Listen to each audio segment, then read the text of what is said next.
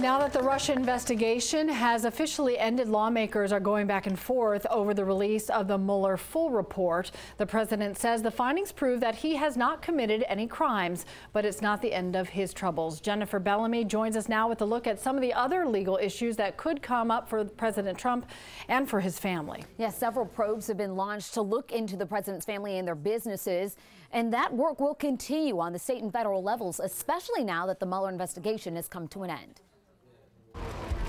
Former Trump attorney Michael Cohen has stated he's cooperating with the U.S. attorney for the Southern District of New York. In addition to prosecuting Cohen himself in connection with the hush money scandal involving porn star Stormy Daniels and campaign finance violations, the office is looking at the Trump Organization, individuals, and corruption within the president's inaugural committee.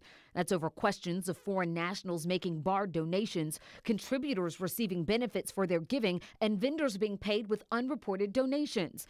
Analysts say the office isn't limited by mandates like Mueller was and can follow any leads wherever they go.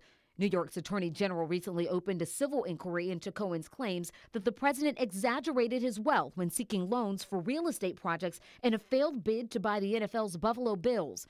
A state regulatory entity is also looking at whether the president gave false information to insurance companies.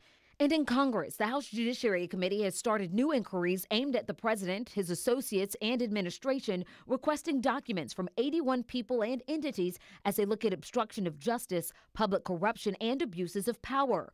Work on all these cases is expected to ramp up now that there's no conflict with the Mueller probe, and experts expect these various inquiries will now begin to work together to figure out who's doing what and make sure they're not overlapping.